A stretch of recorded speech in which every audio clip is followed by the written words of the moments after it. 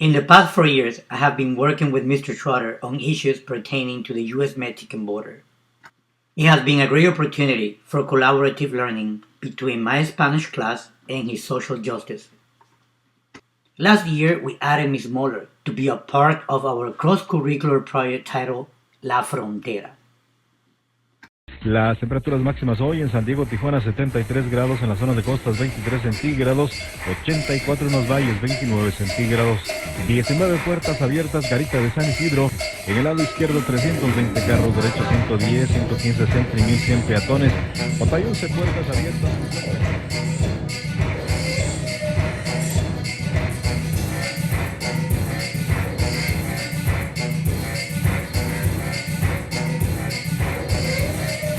We've learned in this class that you are responsible for your own learning.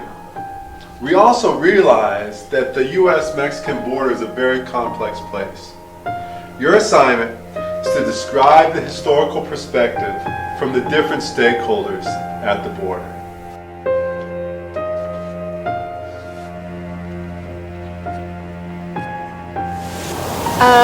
I feel like a border is necessary in order to keep bad people away, but also it makes it harder for people trying to better their lives to do that. Well, I don't know. Borders to me were set up by like the ruling power at the time, whether that be a white European or racist, etc. So I don't know. You can't really put a border anywhere because whose land is it? To me, the border is stupidity. It shouldn't be such a strong division. It shouldn't be kept out. We shouldn't focus so much energy on keeping people out of our country. We should open it up like we promised.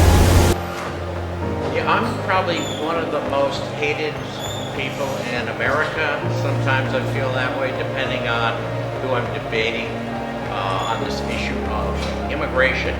And no matter what they say, that's still my home. And my family's there. And I just want to go back. That's all I want. Just to go back. The question is, what is your problem? When you hear a lot of people talk, they talk as if the problem is that people migrate. And a lot of people say that in the news, government, everywhere. I became really emotional hearing their stories, and it's just like, and then seeing them break down. Like, we were at dinner, and the guy that was telling the story was right in front of us, and he just kind of stopped and just put his head down, and then his eyes are red, and it was just like seeing grown men. To be honest, it's horrible. My plans are like, I don't know how the hell I'm gonna make it, but I'm going back over there. Like, I can barely speak Spanish out here. I can barely read Spanish. Like, I'm lucky enough that I can translate for her. Like, I can even speak French better than I can speak Spanish. Like, our plan was to go down to Los Angeles and then ask for political asylum in Los Angeles. My expectations is that it will promote change among the students.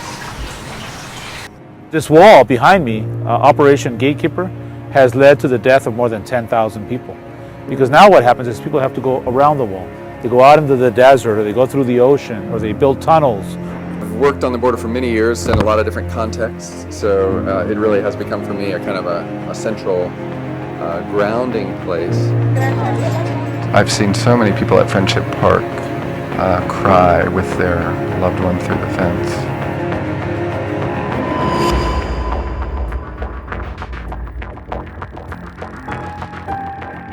And we hope that one day the world will come into one world, one table, and one Lord. This is an event that brings light to the issue of broken immigration laws and the suffering of immigrant men, women, and children.